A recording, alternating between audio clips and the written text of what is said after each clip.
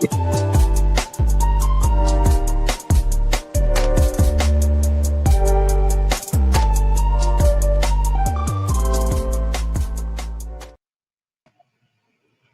buonasera a tutti, lettori e lettrici Star Wars Libri e Comics, bentornati in questa nuova diretta che inizia già con un ribaltone così, in quanto non è Archivio Jedi, ma è l'11ª puntata di questa terza stagione di Holocron Book Club. Come vedete in regia oggi non c'è Giorgio, ci sono io, ma come vedete è il mio primo giorno e le cose non stanno procedendo molto bene. Detto ciò, iniziamo un po' questa live di Holocron, appunto, salutando innanzitutto il mio collega di questa sera. Buonasera Raghi, grazie per qui in questo fortunatamente non troppo caldo 28 luglio e ce l'abbiamo fatta. Sì, in qualche modo. D'altronde in qualche modo Archivio Jedi giustamente è tornato. Prima di partire con il libro di oggi salutiamo anche Andrea che ci recupererà più tardi, che dice che forse è un po' meno positivo rispetto al parere generale medio che magari abbiamo espresso anche noi in questi mesi nella nostra chat Telegram.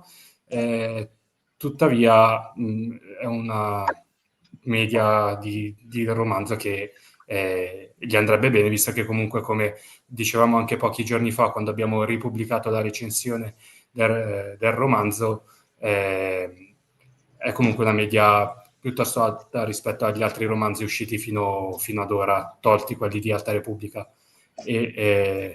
Salutiamo anche Ose, buonasera anche a te. E non so se l'ho già detto, ma come dice il titolo della live, visto che non c'è nella sigla e neanche nella sigla di Holocron Classica, il tema di questa sera è il romanzo Inquisitori, l'alba della lama rossa.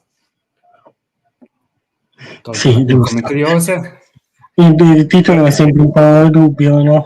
Perché vogliamo partire subito a bomba, si dice in originale.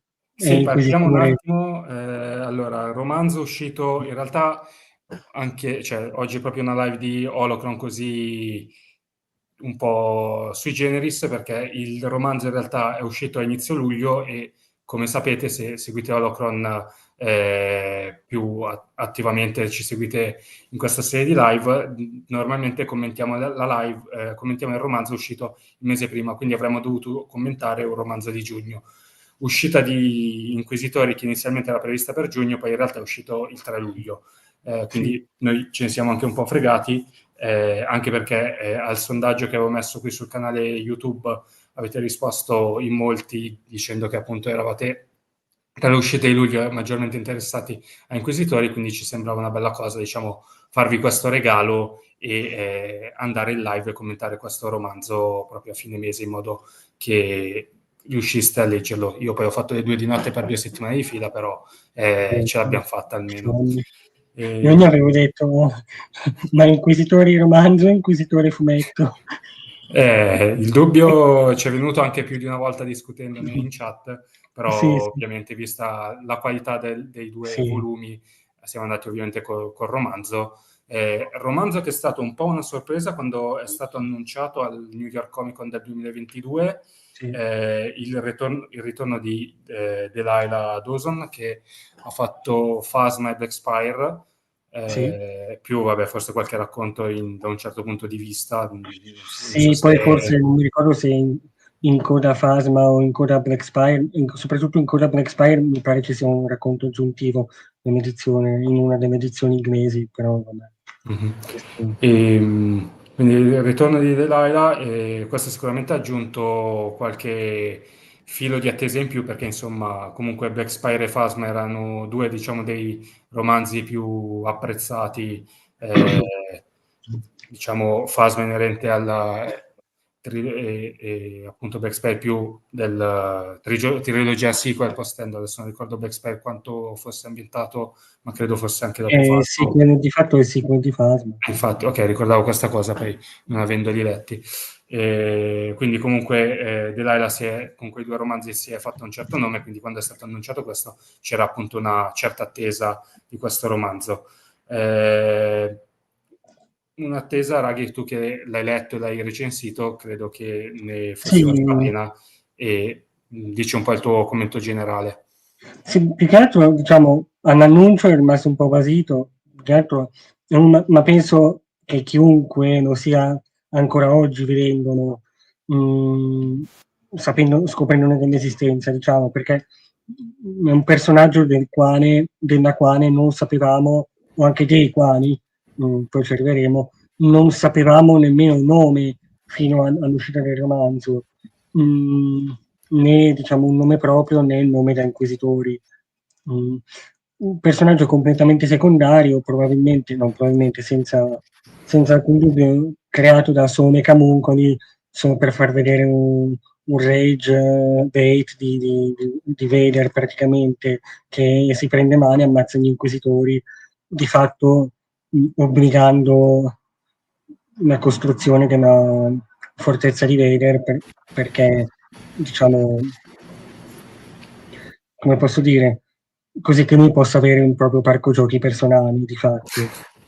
Il senso iniziale di Fortezza Vader è un po' quello, cioè per chi non avesse letto il fumetto, che consigliamo di recuperare anche grazie all'Omnibus o a una versione speciale di Macchine Imperiali in bianco e nero, adesso non so, però Sì, cioè in realtà ce l'avevo di là, non mi sono dimenticato di prenderla, però giustamente come dicevi, prendo qui, sì, di perdere la pagina, cioè qua abbiamo uscita qua l'edizione speciale di Macchina Imperiale giusto un paio di mesi fa, che vi consigliamo di prenderla, non tanto per la storia in sé che c'è dentro, perché è il primo volume Macchina Imperiale appunto della serie regolare Vader 2017, che non tratta i due personaggi, ovvero la protagonista che vediamo qua sulla copertina, Iska Takaris, e Tualon, il Twi'lek, diciamo che con la quale si è confrontata la protagonista sia nel suo periodo da Jedi che poi nel suo periodo da Inquisitore, ma più che altro per le 4 pagine, lo faccio vedere, di bozzetti, sia due per Tualon e 2 per Alscat, dove appunto lo stesso Camuncoli diceva appunto che originariamente Aiskat doveva essere la quarta sorella, mentre Tualon il terzo fratello. Sì. Poi appunto man mano che poi le cose hanno preso forma, sono stati diciamo poi rinominati in base, hanno poi deciso una numerazione differente nelle varie opere, con Aiskat che è divenuta la 13ª sorella proprio in questo romanzo, non mi pare che lo sapessimo prima, e Tualon che in realtà non ha ancora una numerazione ad oggi. Sì, non ha un numero chiaro. No, sì, diciamo, oltre a questa digressione, comunque è un romanzo particolare perché non ce lo si aspetta, di fatto, prendendo dei personaggi proprio casuali di un fumetto, andandoli a esplorare quasi da zero, di fatto, perché poi quello che vedremo nel fumetto sarà la conclusione del romanzo, ma sostanzialmente l'epilogo.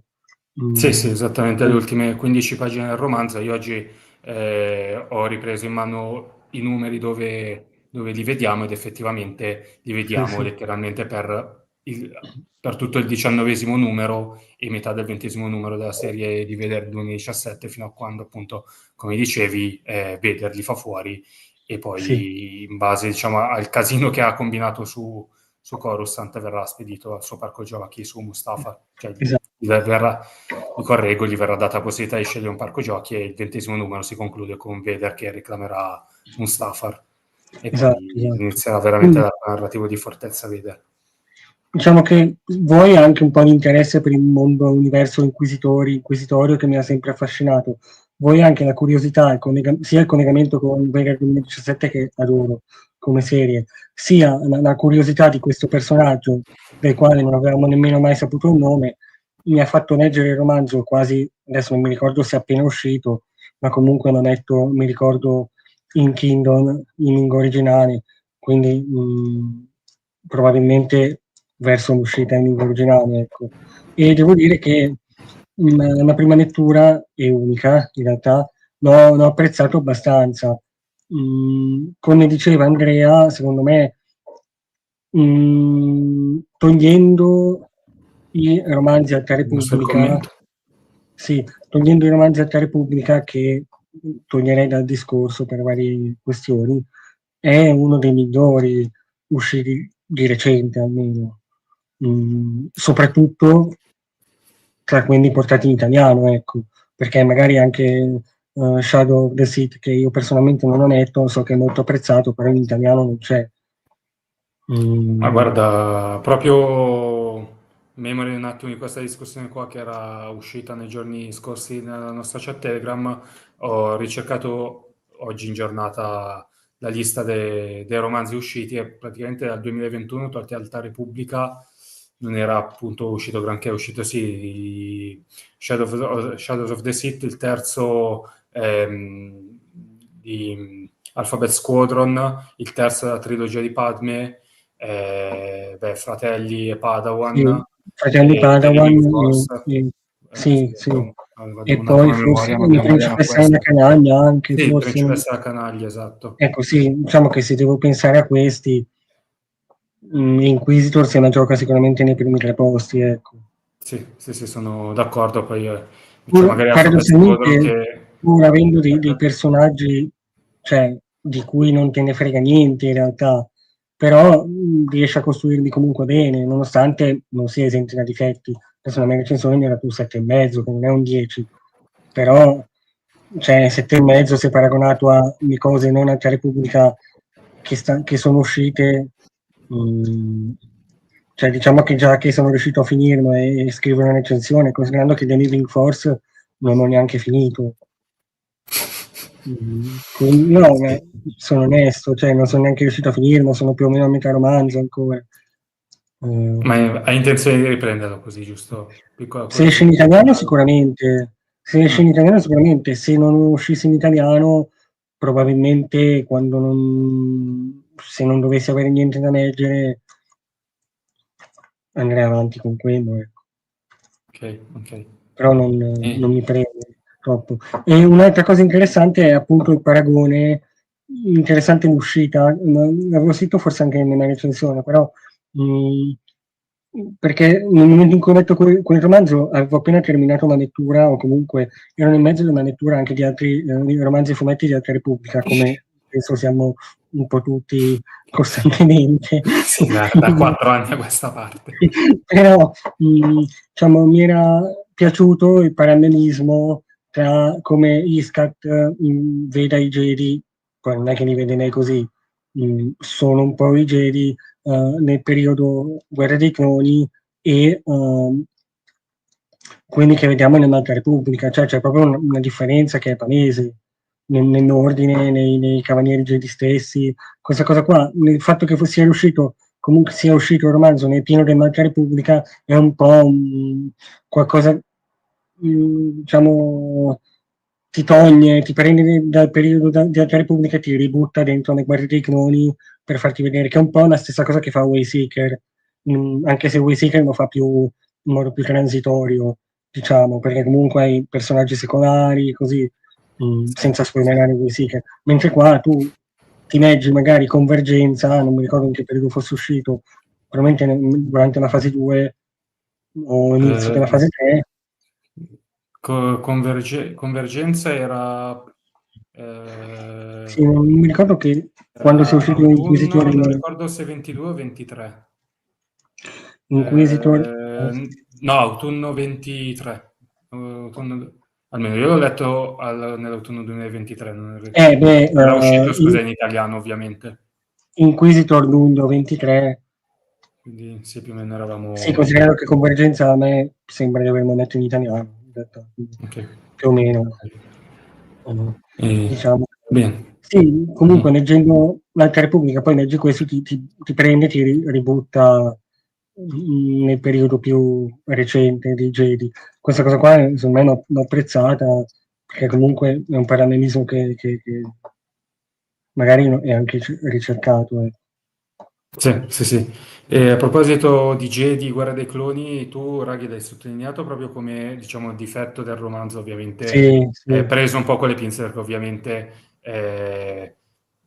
c'è chi invece magari potrebbe aver preferito la parte delle Guerre dei Cloni, proprio perché magari personalmente uno è più affezionato, diciamo, a quel periodo storico che nell'immediato post-episodio 3. E appunto noi vediamo proprio Icecat divenire un cavaliere Jedi proprio immediatamente dopo la battaglia di Geonosis, anche a seguito della morte del suo maestro. E la vediamo poi comunque dover attendere 2 anni tra la prima e la seconda missione, e questo proprio la consuma dentro. Sì, sì, sì. Devo dire che personalmente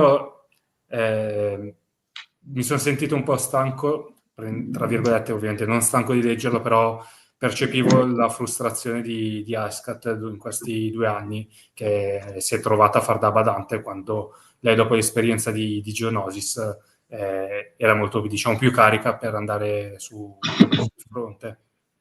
Ecco, tu Sì, una come hai cosa trovato, che a diciamo, me questa aveva un cosa? po' infastidito, non proprio infastidito, più che altro, diciamo, avrei sperato che si, diciamo, calmasse di più a livello di inquisitori, fosse più incentrato anche sul periodo da inquisitore, sugli inquisitori in generale.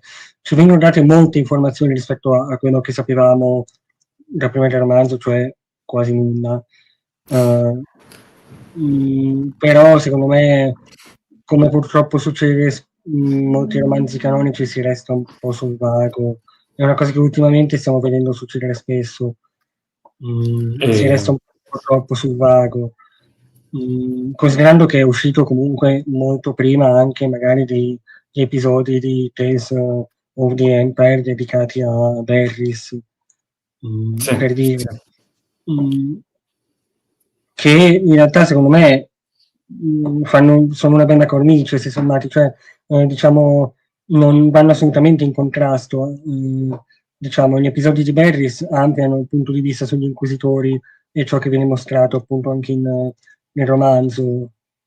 Perché, vabbè, poi adesso non è una recensione agli episodi, però vabbè, lì vediamo la costruzione, della fortezza, mentre poi sappiamo che, lei è tenuta nelle varie celle dentro la fortezza, anche se non è completamente certo.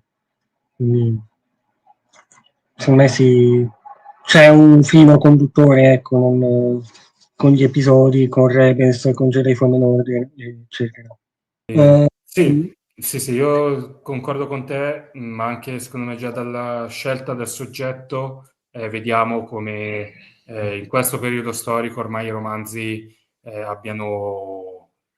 siano ormai appunto più una cornice per poi quello che sì, vediamo sul piccolo schermo, ecco. E questo, cioè anche solo appunto la scelta dei protagonisti, 2 inquisitori totalmente randomici, prima appunto dello sviluppo che ne fa l'autrice, secondo me va un po' a conferma di questa cosa qua. Non poter, diciamo, sviluppare bene magari un personaggio di maggior rilievo, come magari poteva essere appunto, non so, il grande inquisitore, che appunto sappiamo già qualcosa, e magari potevano approfondire come è stato ben tentato lui, anche se magari l'abbiamo, cioè, già visto in altre opere come Rebels sì, sì. Però o sai, il grande inquisitore comunque ha quel non so che di mistico poi che vediamo nella Star Wars 2020, quindi qualcosa da raccontare anche su di lui ci sarebbe. Sì, Mh, sì, esatto, cioè, deve essere comunque più centrato rispetto appunto a questi 2 personaggi qua, che poi c'è l'autrice cioè, si vedeva appunto si vede appunto nel romanzo che aveva le mani legate, però per quello che sì, secondo secondo me me sì. era il suo, cioè ipotizzo qual era il suo margine di manovra, e quello che poteva fare secondo me lo fa molto Sì, bene, sì. perché appunto già non poter dare, secondo me, una numerazione a Tualon, non penso che non gliel'abbia data per scelta, o forse era No.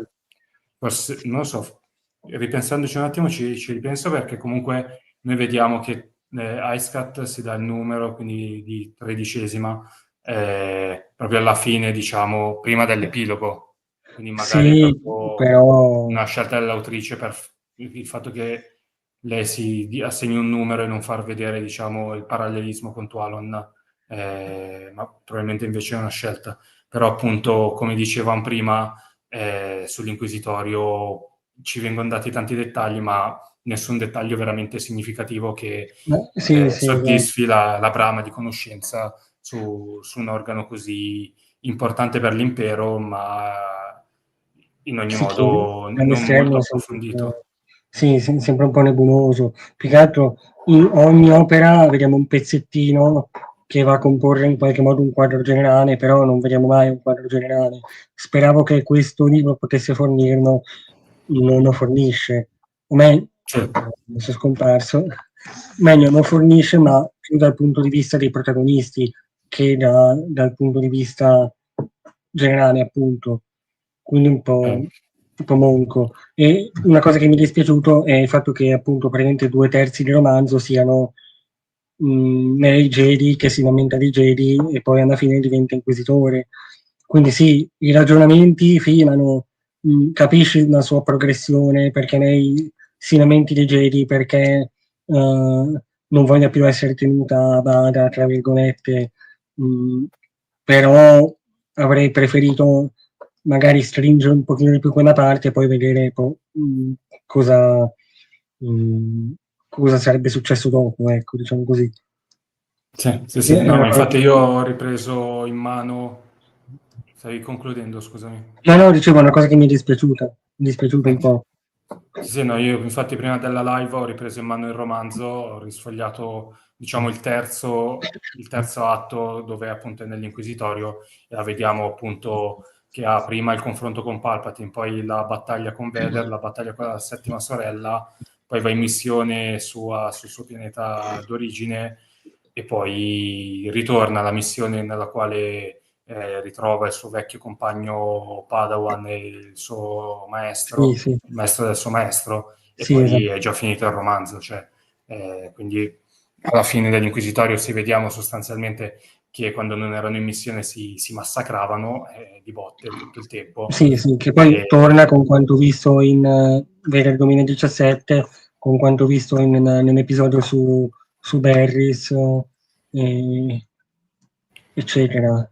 sì, sì, quello sì, Però sì, però poi appunto sì, vengono sfruttati un po' di escamotage nel corso del romanzo, mh, per ovviare a problemi vari, appunto come quello che gli inquisitori possono darsi un nome solo dopo che hanno ucciso il primo Jedi, e quindi se un inquisitore può non avere un nome perché non ha ancora ucciso un Jedi, e quindi lui sa il suo nome, però noi non lo sappiamo perché non può usarlo.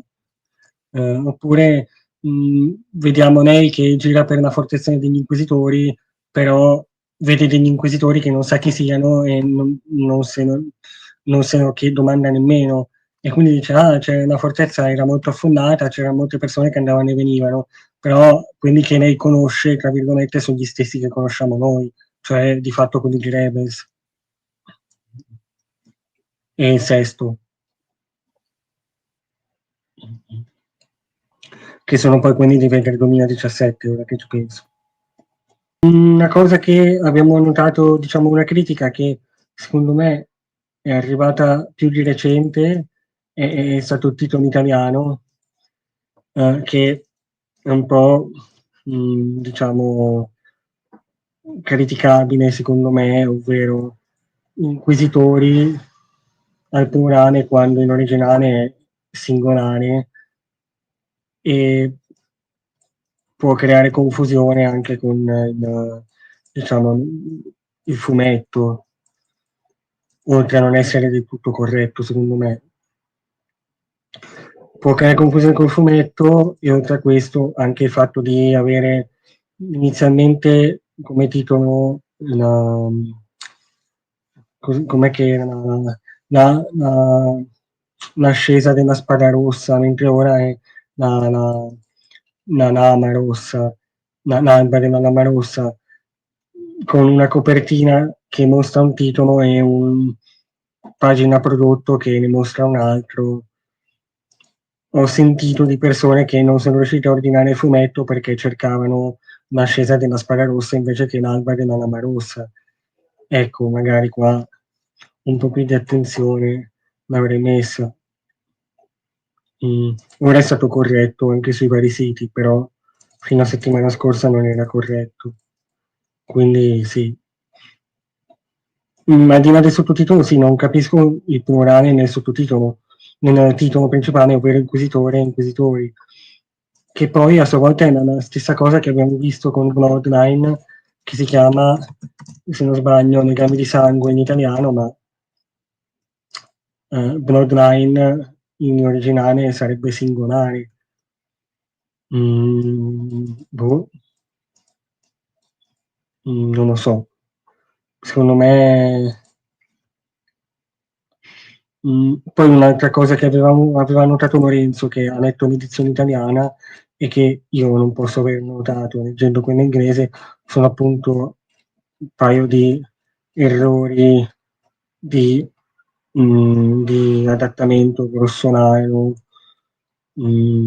cos'è, sì, in cui è un errore un po' banale che però m'ha fatto un po' storcere il naso è, quando Iskat che si ricordava il 10° fratello come Padawan. Sì, ma il 10° fratello era un maestro Jedi, era Iskat la Padawan. Quindi secondo me qua si son persi nell'adattamento si son persi il fatto che nella frase, non so il numero di pagina, era Iskat la Padawan, non il 10° fratello. Che è un po' una ragazzina dai capelli rossi che abbiamo visto in Fratelli, che per chi magari chi si fosse perso l'adattamento, una ragazzina dai capelli rossi sarebbe Cal Kestis, che ovviamente, cosa che non ha colto chi ha adattato Fratelli. Quindi sì, un po' più di attenzione non sarebbe guastata, ecco. Più che altro perché sono errori di neanche refusi, forse dovuti alla poca conoscenza, diciamo. Adesso poi Lorenzo, non so se riesce a rientrare o no.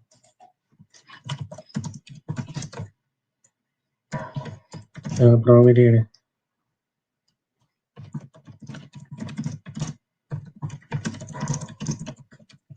Ok, cos'è? Il tuo odio per Panini ti ha reso più forte?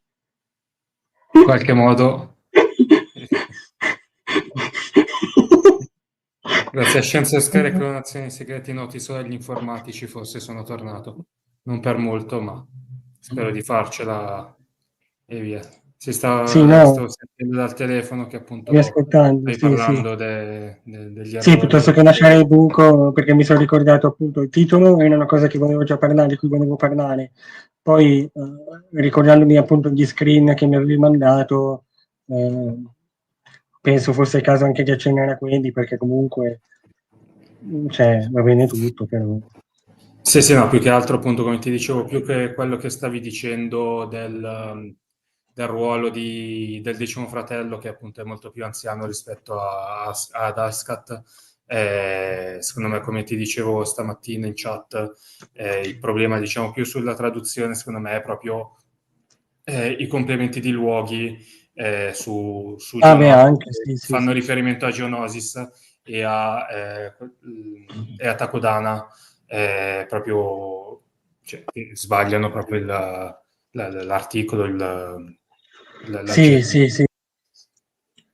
Secondo me Mhmm, quello, cioè a mio parere, secondo me è più grave che appunto non ricordarsi magari che, cioè netto che secondo me puoi recuperare velocemente informazioni perché comunque non è il primo romanzo di Star Wars che porti in italiano, quindi secondo me un minimo di fonti dove verificare certe cose no, ma al sì, più che altro che decimo, se ti viene ventesimo il dubbio romanzo, poi se ti viene il dubbio dovresti vai a saperlo bene. cercarti su Wikipedia chi siano i personaggi, cioè è Sì, quello che è mi manda stato un po'. quello che stavo dicendo, esatto.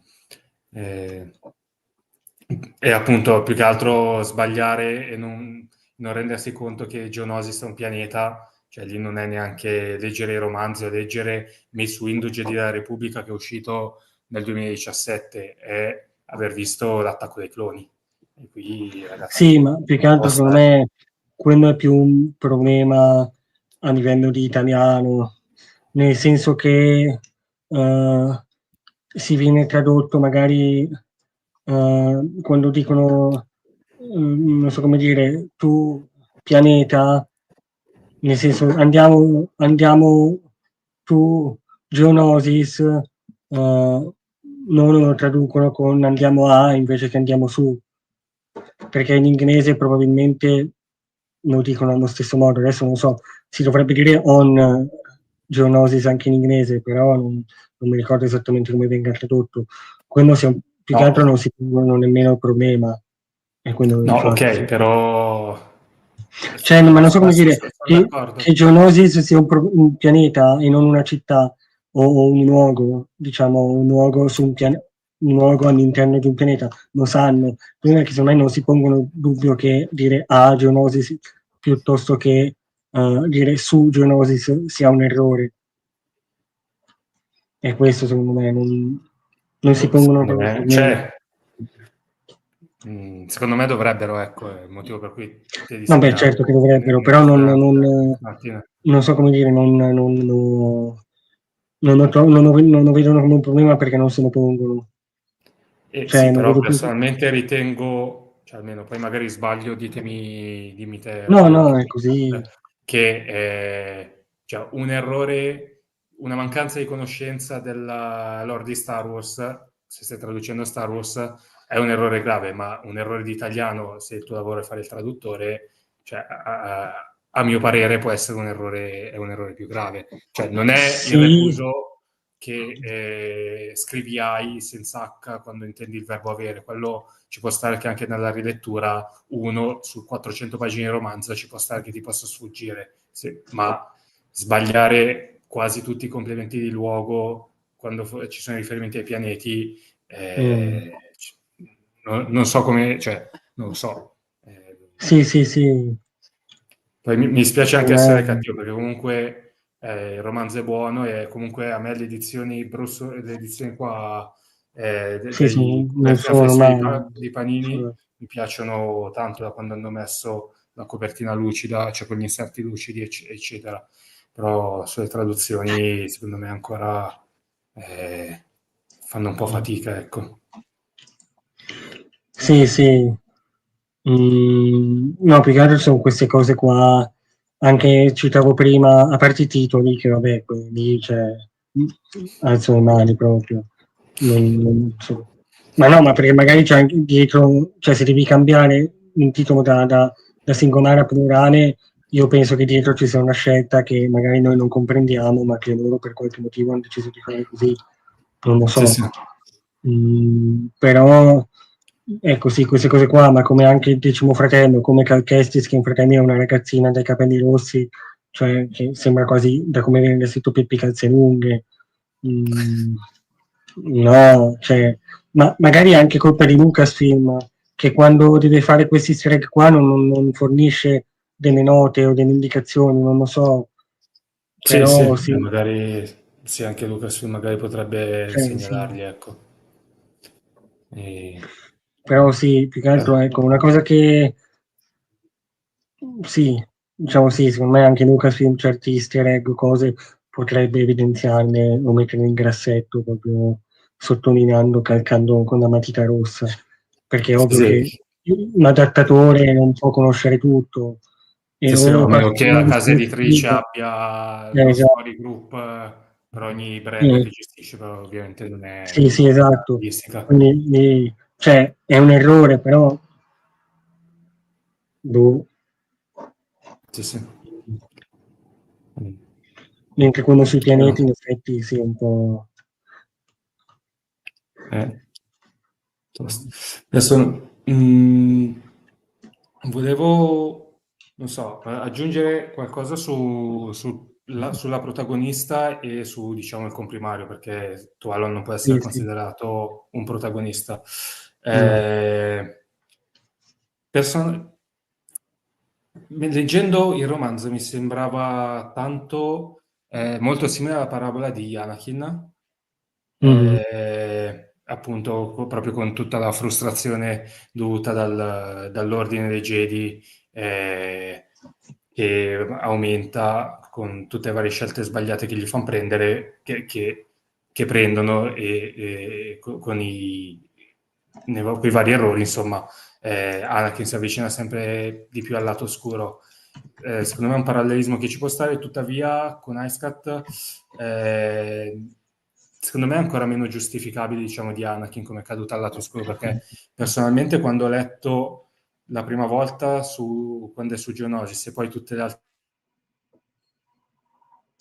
che proprio parlava adesso su Geonosis al primo omicidio del primo genosiano si ferma un attimo a riflettere, appunto perché comunque è pur sempre il primo omicidio, è una cosa che vuoi o non vuoi ti segni, insomma. Quando però poi inizia, vuoi perché si devono difendere, vuoi perché sta iniziando a tutti gli effetti le guerre dei cloni con la prima battaglia di Geonosis, quando poi inizia a massacrare gli altri genosiani, parla di stare eseguendo una danza della morte col quale li ammazza uno dopo l'altro. E ti confesso che quando ho letto quella parte lì, cioè proprio questa descrizione, cioè io mi sono sentito un pochino a disagio perché credo sia la prima volta che un omicidio venga descritto così con dei termini che tipicamente si fanno riferimento a delle cose positive e poi vabbè, poi durante il romanzo viene poi perpetrato su tutti gli altri omicidi che compie e poi vediamo, vabbè, poi andando avanti vediamo proprio l'accrescere della, diciamo, gravità delle sue azioni, no? Ovviamente quando poi nell'inquisitorio, come era normale aspettarsi, non si trattiene più ovviamente a uccidere la spia con la quale si confidava il lieutenant Jedi, uccide tutti gli altri che si pongono durante il cammino per poi uccidere appunto il suo vecchio compagno Padawan, il maestro Jedi, senza totalmente alcun rimorso. Quindi secondo me è simile ma non del tutto uguale al percorso di Anakin, anche perché Anakin ricordiamo che aveva il più grosso tentatore di tutti, Palpatine, che era lì a volerlo far cadere al lato oscuro. Più che altro sì, secondo me una cosa che ho notato è che a differenza di Anakin, ho notato più cose, diciamo, in questo argomento. Il parallelismo con Anakin sì, però da quello che mi è parso, cioè, non so come dire, che Anakin, a differenza magari di Iskat o Aiskat, che si voglia, Anakin ha avuto più tentatori sia dal lato chiaro che dal lato scuro, ma nel senso che aveva Palpatine come tentatore del lato oscuro, che è tentatore, diciamo, una personificazione quasi in un certo senso del lato scuro, sì. del male, però allo stesso tempo aveva Obi-Wan, magari Padme, Ahsoka, che comunque lo trattenevano verso il lato chiaro, mentre Aiskat nel romanzo non ha, diciamo, quando a un certo punto inizia a sprofondare verso il lato scuro, ma come in realtà penso fosse quasi fisiologico per un Padawan barra cavaliere Jedi neopromosso durante la battaglia di Geonosis. Non c'è nessuno che poi la cerchi di trattenere, ma più che altro di fatto la bidonano, la abbandonano quasi a se stessa. Sì. E quindi secondo me ragione. sì, non ha una vera trazione verso il lato oscuro personificata in qualcuno, se non appunto nella spia di Palpatine, della quale non mi ricordo il nome, ma è un personaggio che appare anche in The Living Force, tra l'altro. Spoiler, vabbè. Sì, Di quel poco che hai perché detto.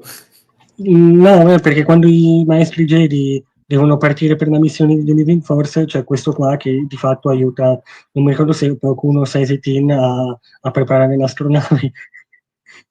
Una cosa simile. Sì. Una cosa simile. Però vabbè, a parte questo personaggio qua, che comunque in un certo senso è un'emanazione della volontà di Palpatine, di fatto.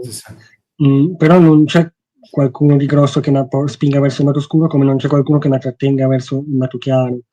Quindi è un po' un percorso simile che però è più suo, diciamo, non c'è, manca un po' quella guida, o meglio quel tentativo di guida, ecco. Quindi sì. Poi anche la storia della madre, secondo me Sì, è un può motivo, averlo. cioè, secondo me può avere lo stesso peso che per Anakin ha avuto fino a episodio 2, il fatto che voleva tornare da sua madre, ecco. Alla Sì. fine che vuole scoprire un po' l'origine, almeno conoscere, Anakin si vuole ricongiungere, lei voleva conoscere le sue origini e hanno entrambi ricevuto dei no secchi, fino a quando Anakin, lui ha avuto la possibilità di far di testa sua, supportato poi da Padme, capirai.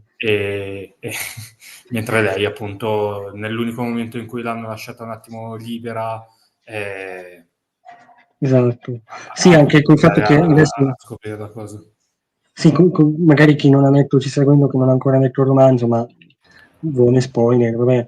A lei praticamente appartiene a una specie, della quale non mi ricordo il nome adesso, non ho avuto tempo di andare a rileggerla, però che di fatto è sconosciuta e quindi, se non vado errato, nessuno sa da dove arrivi, chi siano i suoi genitori, o meglio, nessuno glielo vuole dire in realtà, però nessuno sa chi siano i suoi genitori e quale sia la sua specie e quindi c'è un po' questa diciamo, ricerca di scoperta di se stessi. In un certo senso, questa è una cosa che ho apprezzato perché comunque nel carattere più nel carattere, diciamo, positivo, tra virgolette, ma magari anche negli aspetti negativi, si vede che l'autrice ha cercato di mettere qualcosa di sé, di lasciare una sua impronta in un personaggio che di fatto non esisteva prima di questo romanzo, perché la vedevamo venire brutalmente uccisa e basta. Quindi Sì. questa è una cosa che ho apprezzato molto. E sì, tra l'altro appunto poi si congiunge, come dicevi, con la sua famiglia, anche se non con sua madre, che poi scoprirà poi dopo un tot di indagini che quella persona lì era sua madre perché gli viene consegnata, cioè trova questa spada laser Sì, che era sì. in possesso della sua ex maestra e riesce poi a ricongiungersi sul pianeta. Tuttavia è lì e comunque rifiuta quella vita lì perché, come dicevamo anche prima, lei si sente una macchina assassina, cioè non ci pensa e fa no, non sono adatta alla vita di agio e di semplicità che c'è su questo pianeta. Io mi sento viva solo mentre uccido e questo Sì, comunque secondo me è un po' pesante da sì, poi pensare. secondo me sì, non è vero. Poi un'altra cosa che fa riflettere, diciamo, è appunto dopo la battaglia di Geonosi, non mi ricordo se sì, immediatamente dopo un evento che vediamo anche in Fratelli, praticamente tipo una specie di evento crossover, è una grande nomina cavaliere, cioè praticamente tutti i Padawan che sono quasi pronti, tra cui Iskat, Anakin, Nadarveb, che non viene citato ma è palese come cosa, vengono nominati cavalieri anzitempo. E questa è una cosa molto particolare perché comunque ti fa capire come l'urgenza della guerra sia prevalsa diciamo, sul dovere di addestrare dei Jedi come converrebbe. Sì, a maggior ragione Iskat che aveva appena perso la Esatto. sua maestra nella battaglia di Geonosis, aveva proprio Cioè forse bisogno prima di una nuova esatto, vita. se ne fosse stata assegnato un nuovo maestro, se avesse continuato il suo percorso di apprendistato senza una nomina Jedi, diciamo, immediata e diciamo, non giustificata da motivi che avrebbero dovuto giustificare la nomina, forse la sua storia sarebbe stata diversa anche, ma come penso anche la storia di Anakin forse è una storia di tanti altri giovani cavalieri Jedi che poi muoiono. Mi veniva appunto in mente, leggendo era uscita l'anteprima di Tides of Terrors, un fumetto IDW che uscirà in Sì. lingua originale con protagonisti Kit Fisto, Nagar Webb e Mace Windu. Nagar Webb, non Webb, Webb è Moncana Padawan di chi? Sì, che l'ex Padawan che di chi? vediamo in The Clone Wars, veniva ucciso da Grievous, no, che appunto proprio in The Clone Wars, Kit Fisto dice che è stato promosso troppo velocemente solo per una guerra, ma secondo lui non era ancora giunto il momento di essere un cavaliere Jedi. Infatti vediamo che per colpa della sua, diciamo, non so come dire, Sì, avventatezza viene ucciso anche facilmente da Grievous. sì, E sì. secondo me si può ricollegare il tutto. Sì, sono totalmente d'accordo. Ehm, mi era venuto in mente un'altra cosa che mi son menato via. Il E rapporto con Quanon, forse volevi citare sì, anche no, quello. quello sì, secondo te invece tu Alon, come è stato sviluppato e che ruolo alla Non fine era.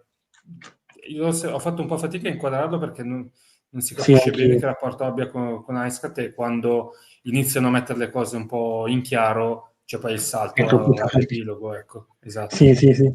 Sì, è un po' un personaggio particolare nel romanzo, cioè forse ti rimane meno impresso, nel senso che lui non come personaggio non rimane molto impresso nel romanzo, ma più che altro rimane impresso il fatto che, cerchi di in un certo senso, l'impatto che ha su Aiskat, più che il personaggio in sé. Mh. Sì, anche perché poi, cioè, non lo vediam mai, non c'è mai un capitolo dedicato a lui, è No, sempre esatto, comunque sempre dal suo Aiskat punto di che lo vista. incontra Esatto, esatto. e succede quello che Succedono succede, cose, insomma. sì. Sì, sì, sì, esatto. Quindi sì, un po' un peccato forse il fatto che non abbia un numero come inquisitore. Cioè, secondo me è una cosa un po', anche basta. Come anche in, Tales of the Underworld, dove c'è l'inquisitore che affronta Ventress che non ha un numero. Come Sì, anche l'11° e il primo, cioè Marrock, e quello che vediamo in, Marrock, che quello che vediamo in Ahsoka, e in Tales of the Empire. E, sì, sì. in l'altro che vediamo in Tales of the Jedi, quindi l'ho ucciso da Ahsoka, e anche sempre anche in Tales of the Empire, non avevano un numero fino a pochi mesi fa, grazie a un'enciclopedia, che sono l'11° e il primo, mi pare, alla fine, Sì. no? Sì, in realtà sull'enciclopedia era pure sbagliata, non Sbagliato, sì, sì, li avevano cade. invertiti tra l'altro. Poi sì, Sì, grazie a sì. Starbucks.com abbiamo saputo che uno è il primo e l'altro l'11°. Sì, sì. Cioè, secondo me, nel senso, se ti devi inventare un nuovo inquisitore, dagli il numero. Ecco. Sì, sì. Tutto verrà fatto chiarezza quando uscirà prima o poi un Secrets of the Inquisitorius. Sì, non sarebbe male. Tempo che inventino altri 4-5 o anche 6-7 inquisitori e poi Sì, sì. di fatto il Sì, te anche perché la cosa paradossale è che il terzo fratello è canonico, ma non sappiamo chi sia. Perché sì, non sì, viene perché citato. viene citato, a parte nella guida quella mi pare o di Agostini o comunque una guida francese, Ah, quella ma in realtà viene citato anche in una fonte canonica più autorevole che è, quello, il saggio storico sull'impero, Rise and Fall Rise of and the Fall Galactic Empire. Galactic Empire, viene citato tra gli inquisitori il terzo fratello, che però non sappiamo chi sia. Mh. Potrebbe essere o quello affrontato da Ventress in Tales, oppure Tuanon, Sì, sì, sì. o un altro, eh. Però, cioè, boh, da capire anche come poi si, Esa rapporta con la terza sorella, sì, sì, sì. con Reva, perché Quello anche sì. lì vero che Reva è entrato molto dopo, ma anche Tualon comunque è entrato, un bel po' dopo Sì. rispetto a molti altri Sì, nell'Inquisitorio. esatto. Sì, è anche vero che comunque però in diciamo, come posso dire, Tuanon e Aiskat li vediamo morire prima della costruzione della fortezza di Vader, Sì, quello è vero. quindi siamo comunque molto prima di Kenobi, immagino. Sì, Obi-Wan sì. Kenobi. Quindi sì, non cioè ecco, questi dubbi che abbiamo adesso sono quelli che mi sarei aspettato a suo tempo il romanzo rispondesse. Lo fa solo in parte, ecco. Molto poco in realtà, cioè Sì, sì, comunque lo fa vediamo un in pa minimo la vita all'interno dell'Inquisitorio, ma appunto, rimane ancora molto con come era stata nella prima parte durante la Guerra dei Cloni con le 3 missioni di Aiskat, la vediamo anche qui sì, diciamo con 2 missioni, che è la sua personale quando va sul suo pianeta e poi quando va, ad uccidere i Jedi come prima missione data dal Grande Inquisitore. Quindi sì, in sì. realtà non vediamo neanche così tanto della vita all'interno dell'Inquisitorio.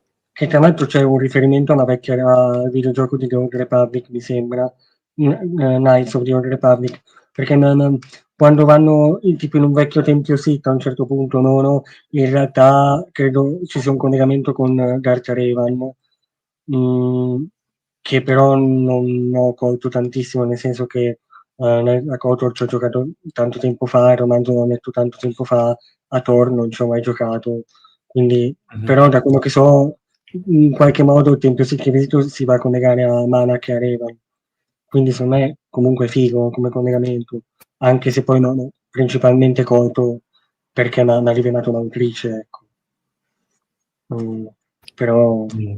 no, buttata Sì, lì sì, così. non avendo No, giocato, non l'ho colto, diciamo. no, ma io non ho colto leggendo, non ho colto perché avendo letto un'intervista in cui lei, anche su, mi sembra su X, rivelava un po' di easter egg che aveva inserito nel romanzo, lo citava, se no probabilmente non l'avrei colto, ma non mi sarebbe nemmeno venuto in mente, ecco, proprio. Okay. Per il resto sì, diciamo a livello di misteri dell'inquisitorio, tra virgolette, risponde per esempio al fatto che loro si danno un nome solo dopo, possono, non si danno il nome se lo danno fin da subito, ma possono utilizzarlo solo dopo aver ucciso il primo Jedi. Questa è una cosa che non sapevamo prima del romanzo. Sì, sì, è Un'altra vero. cosa che non sapevamo appunto è di come Palpatine avesse già delle spie all'interno del Tempio Jedi che in realtà non cercano di corrompere i Jedi, ma più che altro cercano di capire quali siano i più corruttibili e quali siano quelli che hanno meno fede nell'ordine, che poi va a spiegare come mai alcuni Jedi sono sopravvissuti e sono diventati inquisitori, perché di fatto, pensandoci, a parte magari Proset Dips che era in carcere, Barris che era in carcere, però gli altri ha poco senso che non siano diventati, prima di questa spiegazione, perché comunque un clone che ha l'ordine 66 in testa, non è che se Jedi gli dice sono dalla vostra parte, allora il clone gli dice ah, ok, allora a posto. Sì, sì, no, infatti. Quindi in un certo senso va a spiegare perché spiega come la trama di Palpatine abbia impedito che questi Jedi dubbiosi venissero uccisi e guarda caso poi tutti reclutati in qualche modo. Sì, sì, anche banalmente il Grande Inquisitore, che sappiamo che era una Sì, guardia del sì. Tempio Jedi. Sì, ecco, lui forse è un po' più particolare perché sappiamo che durante l'Ordine 66 appunto praticamente uccide tutte le altre guardie, mh, fa in modo che non intervengano le guardie, diciamo, del Tempio Jedi durante l'attacco della 500esima legione di Anakin Vader. Quindi sì, forse un Sì. po' più. Questo dov'è che è raccontato che Non mi non mi ricordo. ricordo? Ok, Non mi, di una verità che non me lo ricordo. ok, ok.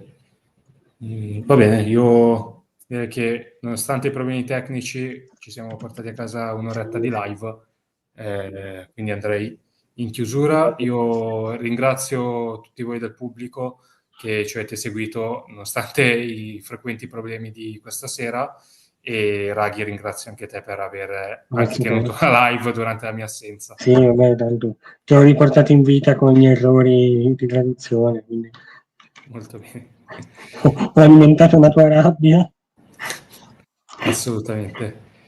Va bene, questa terza stagione di Holocron si chiude qua e torneremo a settembre con più forti connessioni più stabili, si spera, per Sì. una nuova stagione sia di Archivio Jedi che di Holocron. Detto questo, buona serata a tutti. Ciao ciao. Ciao, ciao ciao.